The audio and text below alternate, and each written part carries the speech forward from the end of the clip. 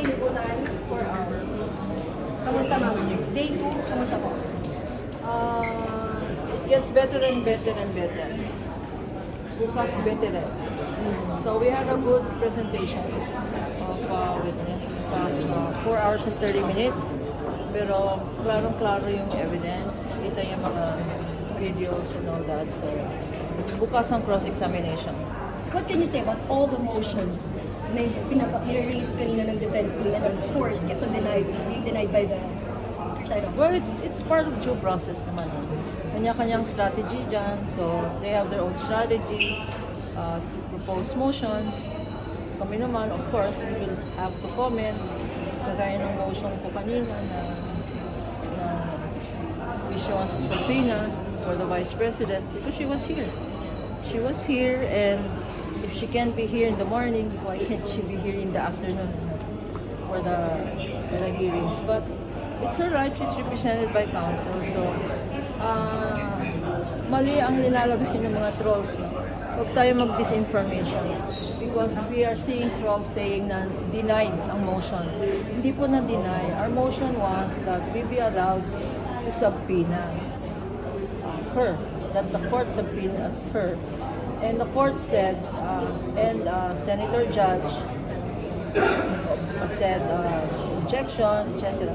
So the ruling of the court, of the presiding judge, Judge Cheese, was that premature. Let's wait for the filing of the subpoena, request for subpoena, and then both sides can file a memorandum. Because iba ang subpoena ng witness, ibang subpoena ng accused. Because the accused has a right not to appear. Pero legal memorandum yon. So, sa pagkaintindi ng mga trolls at pinopost nila, denied. Wala pong denial yon.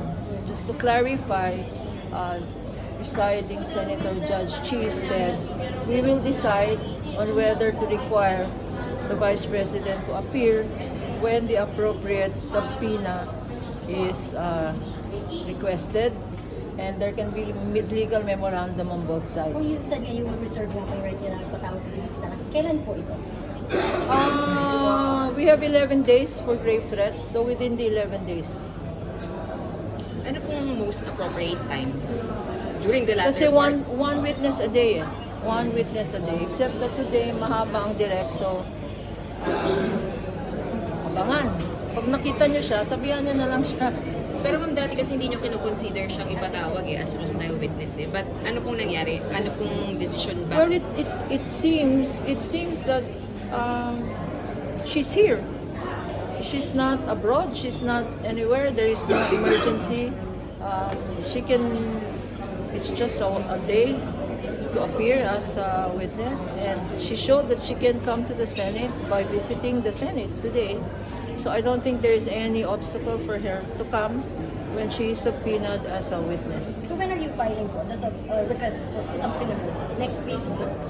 Kasi Basta on matter of procedure, ang sabi ng presiding judge, Cheese, is if we want to subpoena a witness, it has to be every Tuesday.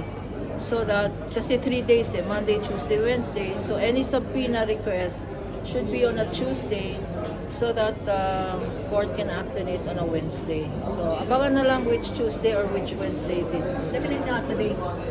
Definitely not today. Last na lang ma'am, may comment na ba kayo doon sa maiksing pahayag ni VP Sara no, na pinaraphrase pa niya yung ka-Invictus na I will be blooded?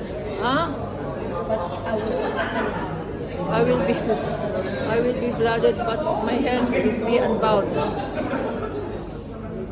Ewan ko anong meaning noon, pero minemorize ko yun. Grade 2 na ako. Captain Mike, gusto nyo, i-recite ko pa ngayon eh. Na-memorize ko yun eh, Captain Mike, Captain, ano. Parang hindi naman accurate. Hindi naman up, no. I will not comment. Maybe that's how she felt. But I thought it was inappropriate. why ma'am?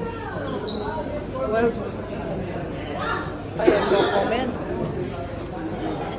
Captain, my captain na lang tayo. Hindi ba na-memorize nyo naman yun nung bata pa kayo?